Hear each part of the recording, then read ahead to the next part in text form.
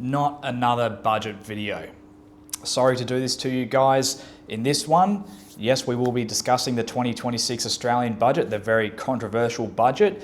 I know you guys have probably already been hammered with YouTube videos and commentary on other parts of the internet about the budget, and rightly so. It has been very controversial, to say the least. So in this one, we're going to try and offer some solutions, not just go over the same points that you've probably already heard elsewhere and discussed at length elsewhere. This video is being filmed on the 23rd of May, so depending on when we post it, things may have changed.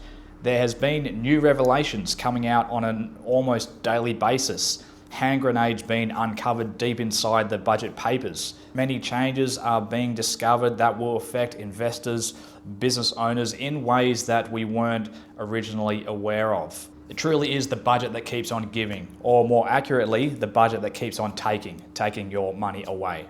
It has been quite a long time since we've had a budget that has received as much attention as this one has, and it also has been very widely criticised, and you would have to say rightly so. So we've had the capital gains tax changes, which has been a bit of a shambles, to be honest. It has come out as if it's been rushed, poorly thought through. There seems to be an obvious lack of consultation with broader stakeholders around the implications of these tax changes. There's been alarm bells in the tech sector where investment can often come off a relatively low cost base, and the way that this interacts with indexation can translate into one of the highest capital gains tax rates in the world, particularly if you're in a low inflationary environment, which is what indexation is based on. There's been the death tax by stealth.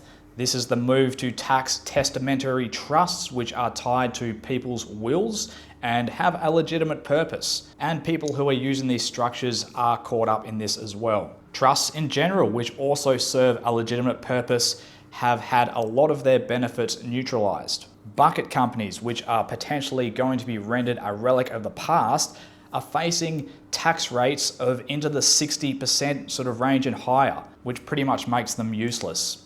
Just very quickly, a bucket company is a company that is used to distribute money from a trust to this company rather than an individual to utilize the company tax rate of 30% or 25%. These have been useful for Australians, not only resident Australians, but also non-resident Australians looking to sort of quarantine their tax rate around the corporate rate. It's pretty hard to argue how a tax rate into the 60% and higher is not confiscatory. So anyway, that is what that is. Investors in individual stocks are being punished in a quirk of how the indexation system works and how that is applied to loss makers being offset against other capital gains.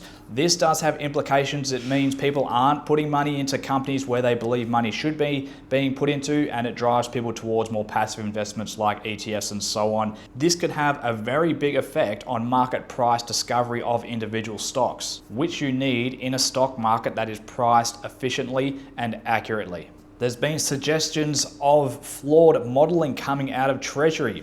The list just goes on. As I said, the budget that keeps on giving. Now, enough with the problems. Let's move on to some of the solutions here. So, as they say, money goes where it's treated best. And for some people or businesses who would be investing in Australia, injecting capital, investment, creating jobs in the local economy, in some people's assessment, Australia is becoming uninvestable. So if you are one of these people, if in your eyes Australia has indeed become uninvestable, what can you do? Well, the good news is there are several options out there. A lot of countries do not tax capital gains at all. As much as we hear about it being capital gains having low taxes, or so-called low taxes, as much as we hear about that being inequitable and so on, some countries don't tax capital at all. And after all, remember, when people invest capital, that is usually with after-tax income from a job or whatever. It's already been taxed. So then to tax it again at the same rate that new sort of active income would be taxed, well, maybe there's some issues with that as well. But that's a different discussion. All I'm saying is here that despite what is said in the media, capital gains tax is not a normal thing. Some countries it doesn't even exist, and countries that do tax capital, which most do, but not all, very rarely do they tax it into the sort of the high 40s and so on. It's usually more like in the 20s or even lower. So these are the countries where you can look to: Singapore, does not have a capital gains tax. That's where a lot of the investment will go, particularly in the tech sector. Hong Kong does not have a capital gains tax. They will also benefit in this in a similar way to Singapore will, particularly if you want access to China. New Zealand, which has surprised a lot of people, I think, technically does not have a capital gains tax. They do tax capital in different ways. There's conditions attached, but still you can make a very clear argument in how it can be much more efficient as far as a tax environment goes compared to Australia. Malaysia doesn't have a capital gain tax. Well, they didn't until 2024. And even then, once they've introduced this capital gains tax, it doesn't apply to individuals. And for entities that it does apply to, it's still only 10%. They do have a real property gains tax, which applies to property, but that is phased down to 0 if you are willing to hold it for 6 years. Also worth mentioning, Indonesia. If you're investing crypto, you can pay as little as 0.21% on the proceeds. Now that is the proceeds, the total amount of the transaction, not the gain, but the whole amount. But still 0.21%, it's not too much. I think a lot of people could live with that. And this depends on trading with a local exchange.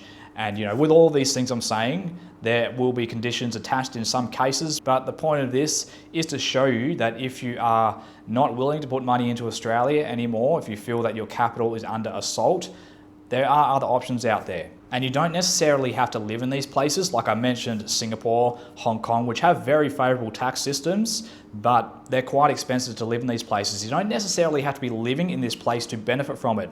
You can put your capital there and benefit from it. And then depending on the country where you are a resident, you can still be very well tax optimized. But you've got to look at both sides of the coin there. Where are you invested and where are you a tax resident paying tax on an individual basis? It must be said as well that if you're looking at sort of moving on some of these options here, you'll usually have to leave Australia. Australia has a worldwide tax system.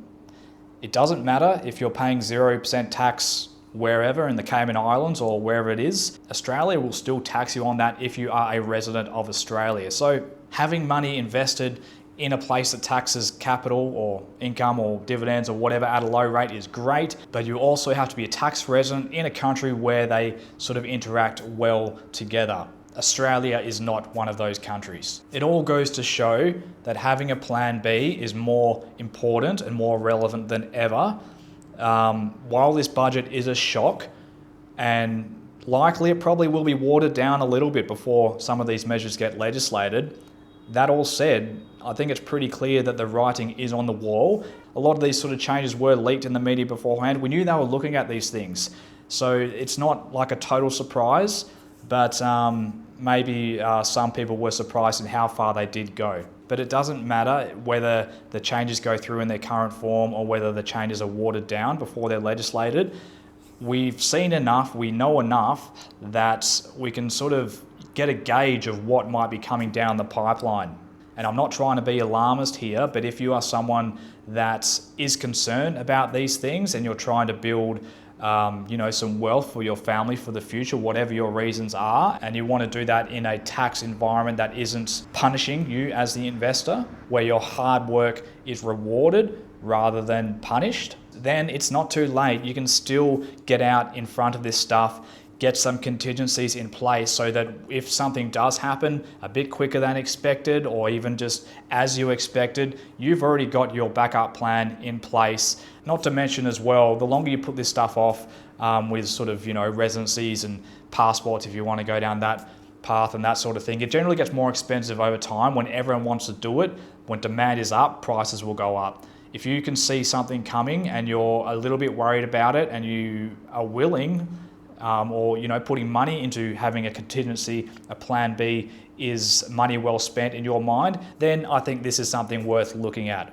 Making some changes now before it's too late. If you want assistance with setting up a new life in Asia, be it business, residency, investing, exiting the Australian tax system, or even just maintaining some investments in Australia, trying to do it, it's getting harder and harder, but trying to do it on a tax optimized way where it doesn't affect you too much being a non-resident as well, get in touch with us at Offshore in Asia. That's what we do here on a daily basis. We'll leave the video there, guys. Thanks for watching. Catch you later.